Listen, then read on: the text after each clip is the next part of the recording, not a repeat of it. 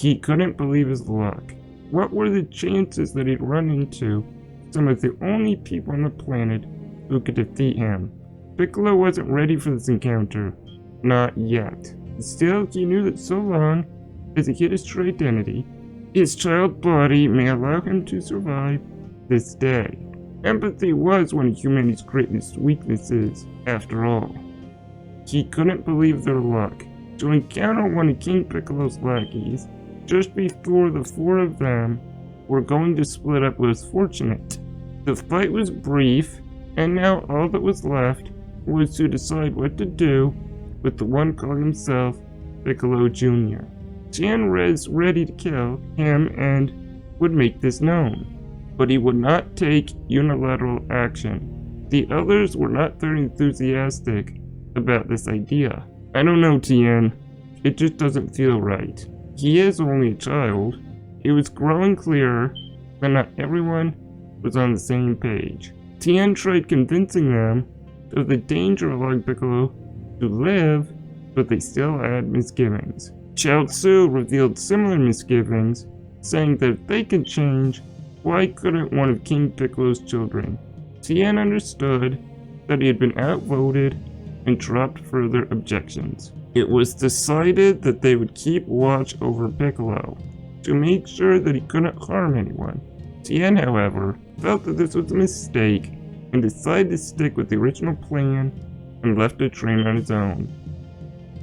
For his part, Piccolo decided to feign compliance so that they would let their guard down and he could escape. Over the next several months, Z fighters continued to travel the world looking for new training opportunities, while also keeping a close eye on Piccolo.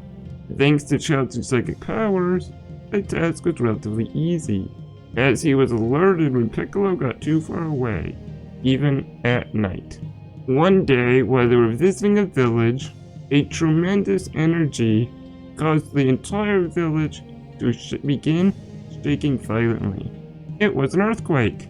As the building shook, it became clear that many would collapse, taking the people inside with them.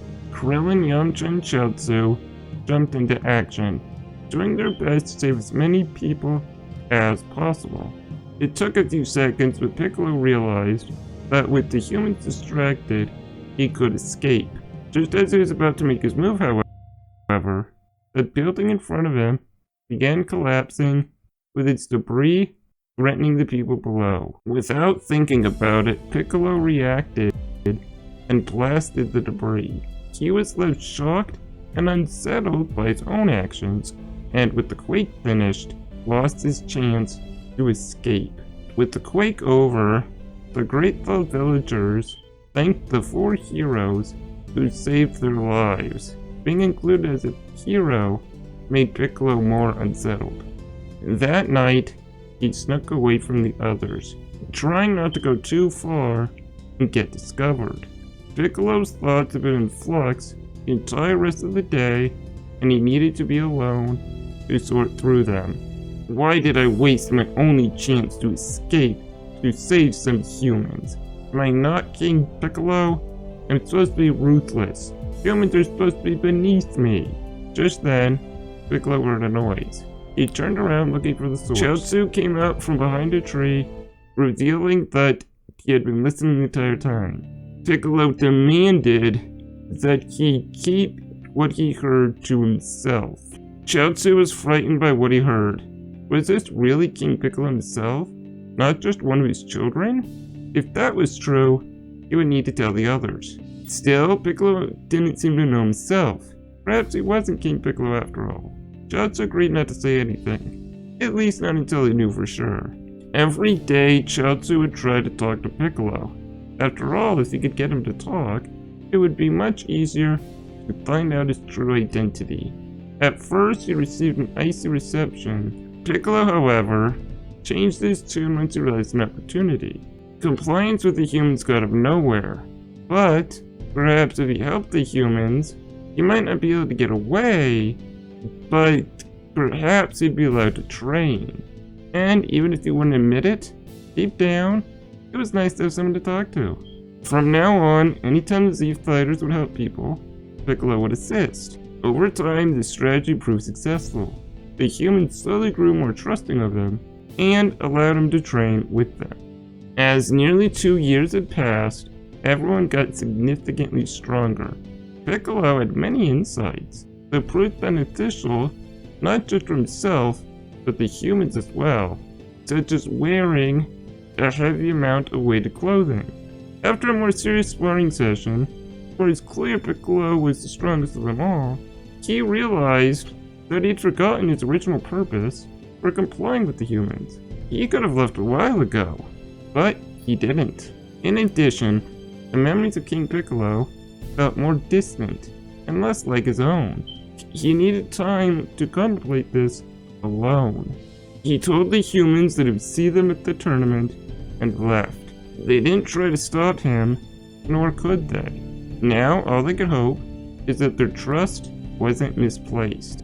Time seemed to fly by in an instant, and soon enough there was time for the tournament. Piccolo had arrived early and once again was in a situation where falling debris was about to crush humans below. Unlike last time, however, Piccolo fully intended to destroy the debris once he blasted it. By the time the people were thanking him, he was already walking away. The next day, the preliminaries began. Thanks to Chaozu's interference, no one had to fight each other. The preliminaries were pretty much a breeze.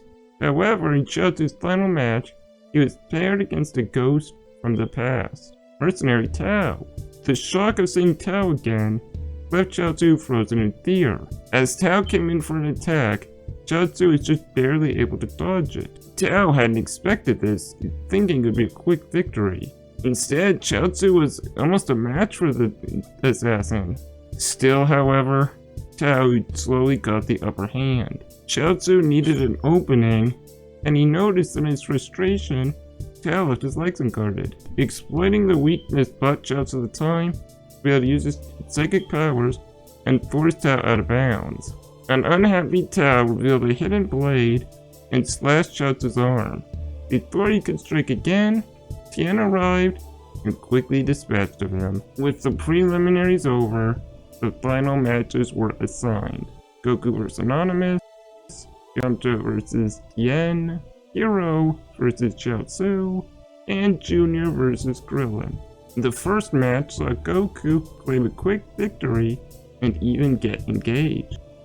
The second match was highly anticipated.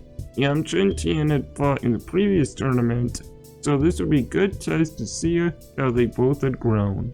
Tien's training was intense, however, by training with Piccolo, Yamcha was able to hold his own. To break the stalemate, Tien decided that he needed to use his new ultimate technique, which he had intended to use on Goku. At least it'd be a nice test run before using it on him. Before everyone's eyes, Tien split into four. The four forced Yamcha to leap into the air. A direct hit by 4 energy beams then sent him hard into the ring. He was hurt, but he could still fight. This bugged him, as with how strong Tien is, he should have been way more injured after that. Then it clicked and he knew Tien had made a mistake. With the use of the Wolf Fang Fist to increase his speed, Yamcha dispatched all 4 of Tien one by one. The next fight started with Hero seemingly winning by sheer clumsiness. That was until he revealed what he was really capable of. He was now looking at Chaozu with a serious look on his face. He was aware of the humans training with Piccolo. Thinking that he could trust him was foolish. After all, Piccolo and King Piccolo are one and the same. You're wrong, they are different. Hero very much doubted this, but decided to just continue the fight. Chaozu was very much on the defensive, being completely outmatched. His psychic powers did have some effect, but Hero was starting to break free. Chaozu closed his eyes to focus, but Hero broke free anyway, hitting an unsuspecting Chaozu out of bounds. Hero was impressed by Chaozu's psychic powers, if only he could free his hands. Krillin was admittedly a bit nervous for his fight. He knew that Piccolo was a very powerful and skilled fighter. Even still, he had some tricks of his own that no one else had seen yet. The fight was high intensity from the start. Krillin managed to surprise Piccolo by using a slow-motion attack that split into 6 rapid ones. Piccolo had to admit that that was a good move. Krillin had been busy over the last few months. Powering up, Piccolo regained momentum and was able to win the match. Goku was getting excited to fight Yamcha. He did not think that Tien would have been defeated in the first round. Not only that, but he had never faced Yamcha in the tournament. Not wanting to waste any time, Goku removed his weights before the fight began. While Goku was clearly superior, he was still surprised by the Spirit Ball. After scoring a direct hit, Yamcha thought he had won. Instead, Goku quickly recovered and took Yamcha out. Piccolo knew that he was about to face Kami, as he had listened when Kami was talking to Chaozu. When a desperate Kami resorted to the evil containment wave, Piccolo was successfully able to reverse it, trapping the Guardian. With the fight over, Goku demanded that Piccolo hand over the bottle containing Kami. Keeping Kami contained served no real purpose for Piccolo. Not wanting to seem compliant with someone he hated, however, Piccolo tossed the bottle to Krillin instead. Soon enough, it was time for the final battle.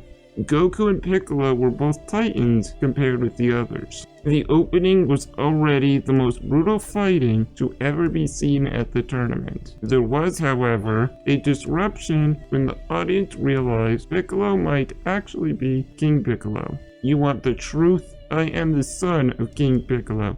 Now stop bothering me. He turned towards Goku. Goku, I won't kill you, but you will pay for killing my father. Your humiliation. That shall be my revenge. With that out of the way, the fight went into high gear.